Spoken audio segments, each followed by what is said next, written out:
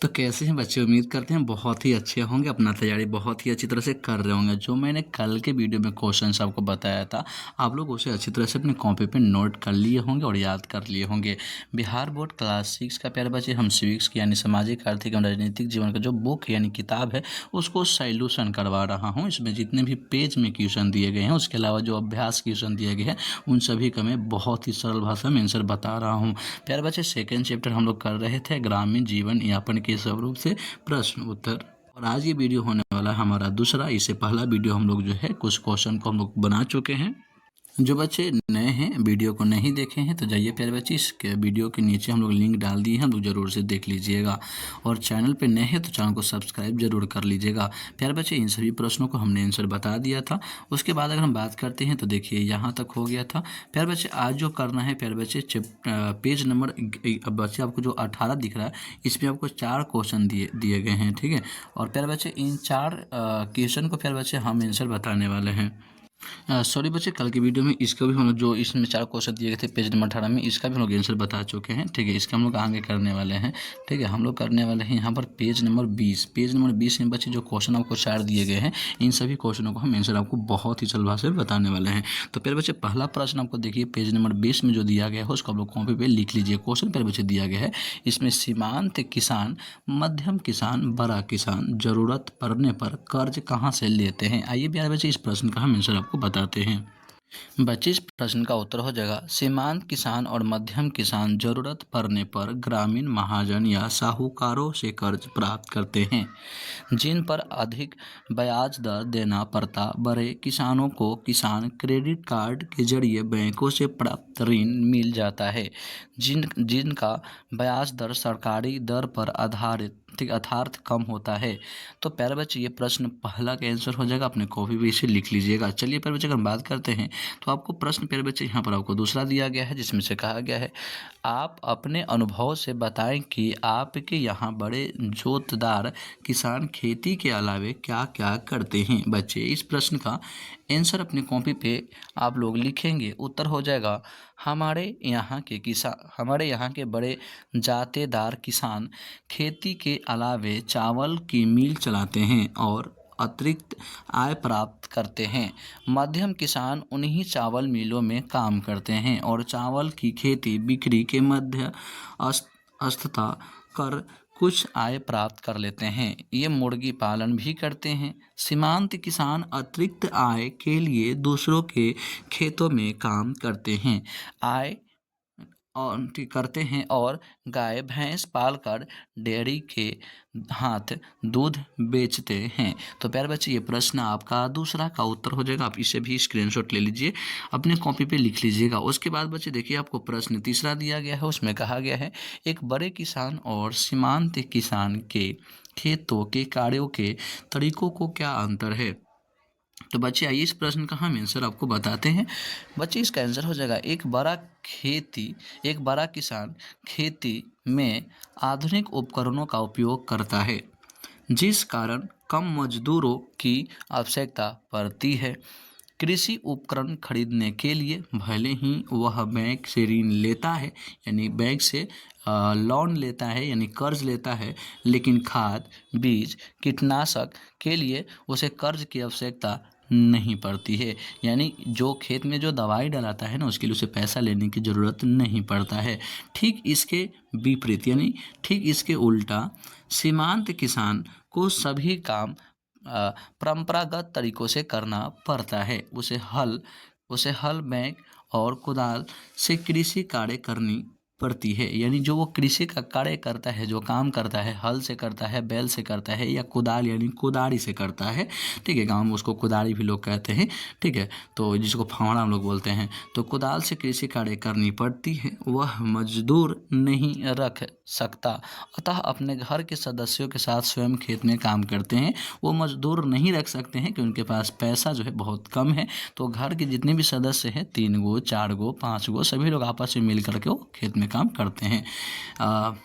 खाद बीज आदि के लिए महाजन या साहूकार से अधिक ब्याज दर पर कर्ज लेता है। यानी उस गांव के जो महाजन होते हैं, जो कर्ज लगाते हैं, उनसे वो कर्ज लेता है खादों के लिए, बीजों के लिए।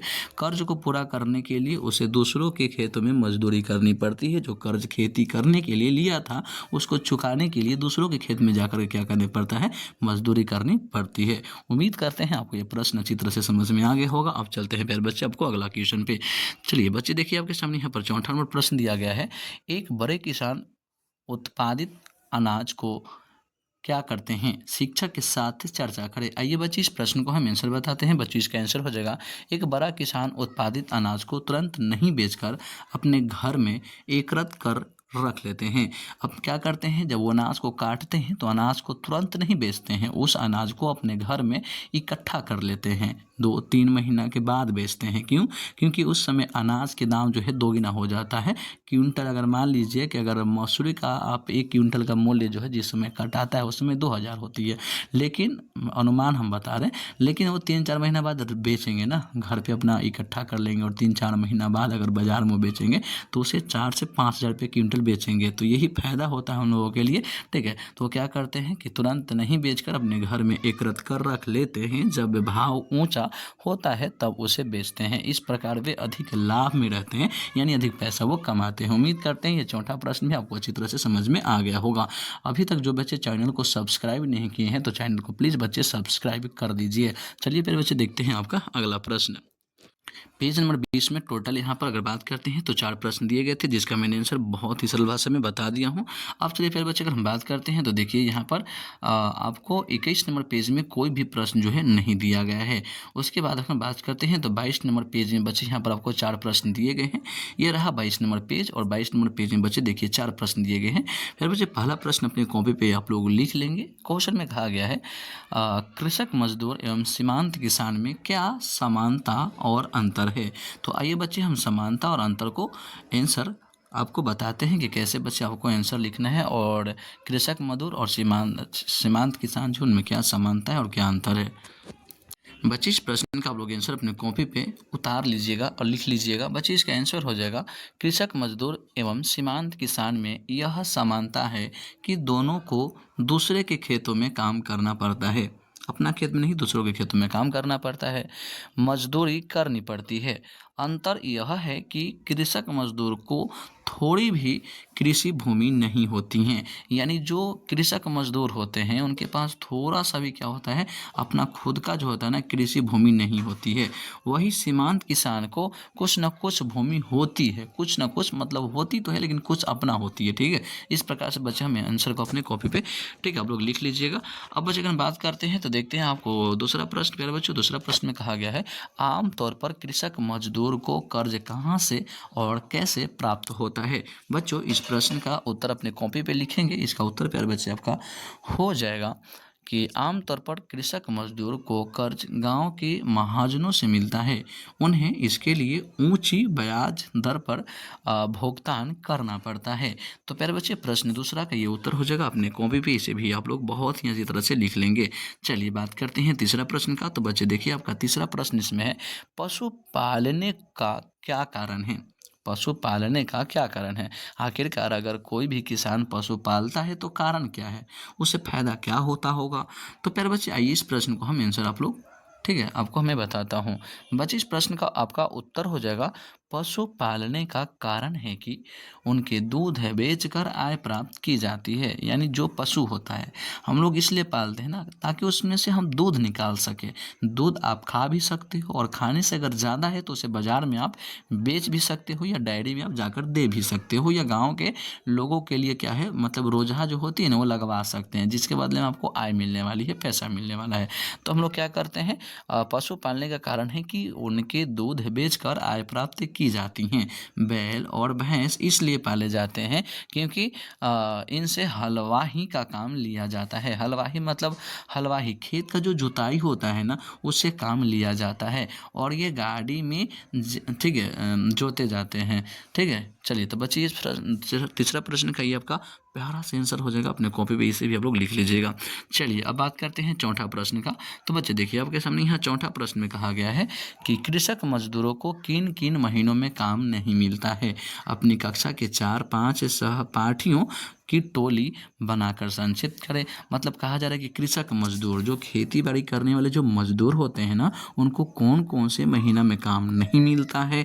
और ये प्रश्न को करने के लिए अपना मित्र, जो 4-5 मित्र हैं, उनको इकट्ठा कीजिए और आपस में डिस्कस कीजिए और इसके आंसर निकालिए। तो प्यारे बच्चे आप लोग खुद से भी बना सकते हो, नहीं तो इसका बच्चे हम आंसर हमको बतलाते हैं। हाँ जी बच्चे, इसका आंसर हो जाएगा आपका कृषक मजदूरों को आमतौर पर वर्षा ऋतु और खरीफ फसल के बीच के महीनों में काम नहीं मिलता है।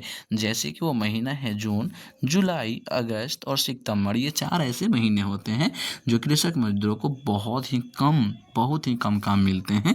ठीक है बच्चे, आंसर आप लोग लिखिएगा, थोड़ा सा और इसमें नीचे आप लोग लिख लीजिएगा। इन महीनों में खेतों में काम कम होता है और मजदूरों को रोजगार की कमी का सामना करना पड़ता है, लेकिन यह सब और क्षेत्र के अनुसार भिन्न हो सकता है। मतलब समय और क्षेत्र के अनुसार, मतलब हो सकता है कि कहीं ऐसा क्षेत्र है जहाँ पर बहुत सारे किसानों को काम मिलता भी है। ठीक है, ये तो क्षेत्र पर डिपेंड करता है। तो आपके यहाँ कौन कौन से महीनों में जो है कि किसानों को काम नहीं मिलता है, हम लोग कमेंट बॉक्स में बताएंगे। लेकिन आंसर बच्चे आप लोग 100% यही लिख लीजिएगा, एकदम करेक्ट है। ठीक है, अब बात करते हैं। तो 22 नंबर तो बच्चे इसमें पेज में 4 प्रश्न दिए गए थे, जिसके आंसर मैंने बता दिया है। अब बचे आइए नीचे, तो नीचे बचे आइएगा तो 23 नंबर में कोई भी आपका प्रश्न नहीं दिया गया है। 24 नंबर पेज में आते हैं तो हाँ, 24 नंबर पेज से बच्चे का क्या होता है, अभ्यास प्रश्न स्टार्ट हो जाता है। और अभ्यास प्रश्न इस बार कितने दिए गए हैं, 1 2 3 और प्यारे बच्चे दिए गए हैं टोटल 9-10 अभ्यास प्रश्न दिए गए हैं, जो प्यारे बच्चे हम अगला वीडियो में बताने वाले हैं। आज की वीडियो हम यहीं समाप्त करते हैं। तो प्यारे बच्चे, चैनल को अगर सब्सक्राइब नहीं किए हैं तो ज़रूर से ज़रूर कर लीजिएगा, ताकि हम अभ्यास प्रश्न का अगर वीडियो बनाए ना, तो बच्चे आपके पास वीडियो का नोटिफिकेशन पहुंचे जब मैं अपलोड करूं तो। ठीक है, और प्यारे बच्चे, अभी हम आपको सामाजिक विज्ञान के अंदर एक ही किताब जो है सामाजिक, आर्थिक एवं राजनीतिक जीवन, उसको स्टार्ट किया हूं। ठीक है, आपको हिंदी और संस्कृत, उसके साथ जो है साइंस आपको मैं तुरंत स्टार्ट करवाने वाला हूँ कुछ ही दिनों में। तो अभी तक इस चैनल को सब्सक्राइब अगर नहीं किए तो ज़रूर कर लीजिए प्यारे बच्चे। ओके, और मैथ का भी क्लास स्टार्ट हो जाएगा प्यारे बच्चे, और जितना हो सके अपने मित्रों के पास इस वीडियो को शेयर जरूर कर दीजिएगा, ताकि इस क्लास में अधिक से अधिक बच्चे जुड़ सके। और उनको ये भी बताना है कि क्लास 6 का पूरा जितना भी किताब है उसका सॉल्यूशन आपके यूट्यूब चैनल पे मिलने वाला है। और यूट्यूब चैनल का नाम है मिस्टर बबलू सर, यानी MRBABLU बबलू सर। ठीक है, तो चलिए प्यारे बच्चे, आप लोग मन लगा करके सभी क्वेश्चनों को अपने कॉपी पे नोट कर लीजिएगा, याद कर लीजिएगा। फिर से मिलेंगे कल की वीडियो में। आज के लिए इतना ही। जय हिंद, जय भारत।